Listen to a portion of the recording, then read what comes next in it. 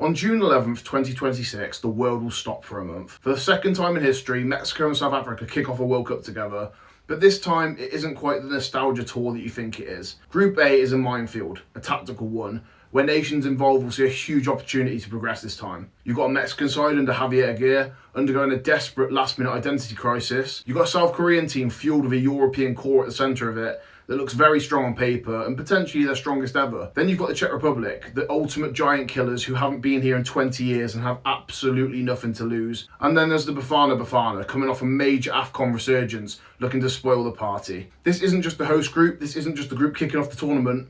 This is the group of chaos in my opinion, and anybody can win it. Let's get into it. So let's start with Mexico, the hosts. The pressure in Mexico City will be absolutely suffocating for these players. Expectations are going to be high, and all the pressure will be on Javier Aguirre. And I do apologise for the pronunciation, I don't speak a lick of Spanish, but or otherwise known as El Vasco. It's his third stint as a World Cup manager for Mexico, but looking at the likely squad that's going to go into the World Cup, it's a bit of a statement, I think. Players like Carlos Rodriguez and Eric Sanchez are on the bubble at best, and Aguirre is pivoting very much away from the Liga MX safe bets of the National League in Mexico, towards something much more physical and much more pragmatic in my opinion. He's leaning on Raul Jimenez to lead a traditional 4-3-3, which sometimes does break into a 4-1-4-1, banking on that Premier League physicality to carry them through up top. But keep your eyes on the wild card. Gilberto Mora, I'd never heard of him before doing the research for this video, but at 17 years old, he is one of the more promising talents breaking through and joined up with the Mexican squad at their World Cup training camp yesterday. And of course, a word for the legendary goalkeeper Ochoa, who will be playing this sick World Cup, which ties the record for a player actually, and he'll retire afterwards, so it would be a great storyline if Mexico can get a deep run going. And Mexico's problem isn't talent, it's expectation and the anxiety that comes with it. They've always got talent. They play with a bit of a quarter-final ghost over their shoulders, and if they don't dominate South Africa in the opening game with the home crowd, they will turn quickly, and that pressure and the media pressure will implode. So they've got to get a result early on, they've got to at least score. And it's important to remember, Mexico are a football nation, and always have been. I think Mexico should win this group. Will they though, with all the national pressure, the media and all that? I don't know, it's going to be tough, but yeah, huge opening game, and then they should build momentum from there. Then we have the South Africans, and they've waited 16 years to be back at this stage. And despite not being World Cup regulars per se, South Africa's name will always be very closely associated with the World Cup after hosting a fantastic tournament in 2010. And anyone who can remember that will just remember the vibes being unbelievable. This is a team built on chemistry, and under Hugo Bross, they've set up in a 4-2-3-1 system which focuses mainly on being tough to break down. And the main man is their goalkeeper, Ronwen Williams. He's the captain, he's the keeper, and he's the guy who single-handedly made South Africa a force in AFCON 2023. They don't particularly have a superstar like the South Koreans do, or the depth of Mexico, or even the physicality of Czech Republic, but they do have a Sundowns connection, which is a core of players who play every single game together in the South African League, much similar to how Spain was set up with Barcelona and Real Madrid, and the German sides that had very, very big Bayern Munich influence in them. I just think they're a very dangerous team to play against, because if you don't score in the first 60 minutes and get hit on the counter and concede, I don't think you're going to beat South Africa in a game like that. If you leave Lyle Foster, who now has 2 years of Premier League experience one-on-one in a counter-attack, in my opinion, he has the ability to end your tournament right there in a group where every win, every point is going to be massive. You know, they shocked Mexico in 2010 by getting a point. Who knows, maybe they could get more. Maybe they could do it again. Next up, the team who, in my opinion, will win this group, South Korea. And on paper, this is a very, very strong squad for South Korea. You got players like Son Heung-min, who likely his last World Cup. Yes, he's not going to be the same player that he was in 2022 or even 2018, but he's still a great talisman and he's full of experience. You got Kim Min-jae, whose Bayern career hasn't really gone as planned since he made the move from Napoli, but he's still an extremely solid option for the Koreans. And then you got PSG's winger, Lee Kang-in. And that's a core of players who've spent most of their recent careers at top European clubs like Spurs, Bayern Munich and PSG, and that can only help going forward. You're going to see a trend in these videos where I think Premier League experience is so important. They play a very fast, fluid, transitional type of footy with head coach Heung-min regularly switching between a 4-2-3-1 and a 5-4-1 that is designed to kind of kill you in the transition.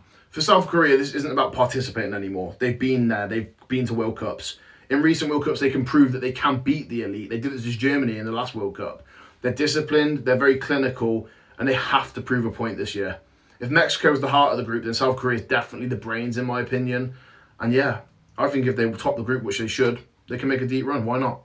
Finally, we've got the Czech Republic. And they haven't been at a World Cup in 20 years, like I said earlier. And they've built a squad that is designed to bully people, and that's what they did in the playoffs. They don't care about the possession, they don't care about what they're doing with the ball per se. In reality, the opposition is likely to keep the football in any game they play. However, they have a very rugged, high-pressing system, led in the engine room by Thomas Souček, which is a Premier League veteran, like I said earlier. They're the tallest, the most physical team in the group by quite a distance, and they will thrive in the boxes, both boxes, on set pieces and crosses. And make sure you watch out for Patrick Schick as well, because if he's fit, he is one of the best pure number 9s in the tournament, and he's been doing it at the elite levels in Europe for years now. You will always see Patrick Schick's name mentioned in European Championships, and that's just facts.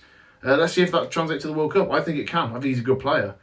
The Czechs are like the final boss of this group, and they might not be the prettiest team to watch, but my God, you would not want to end up against the Czechs in a knockout game or a huge game that's going to determine your season. You would not want to end up against the Czechs in a big game that's going to determine your future in the group or if you progress. You don't want to leave it late and play the Czechs late, let me tell you that. So in my opinion, who actually makes it through? Well, it's going to be tight. I've got South Korea top in the group. I think that their tactical discipline and their Premier League depth and experience and their European depth and experience, I should probably say, is just too much for the rest of these teams. For second place, I'm going to go Mexico, but only just. I think the Azteca crowd should drag them over the line in a scrappy game against the Czechs. I do think they'll beat the Czechs. South Africa and Czech Republic will both feel that they can go through via the third place slot, but I don't think the loser of that game is going to do anything. I think that game decides who comes third, and they'll both know that, and that is a huge game. In my opinion, the most important players in this group are probably Heung-min. If you can roll back the years, I don't see why he couldn't be influential in this group and score in big games against South Africa, the Czechs, and the Mexicans.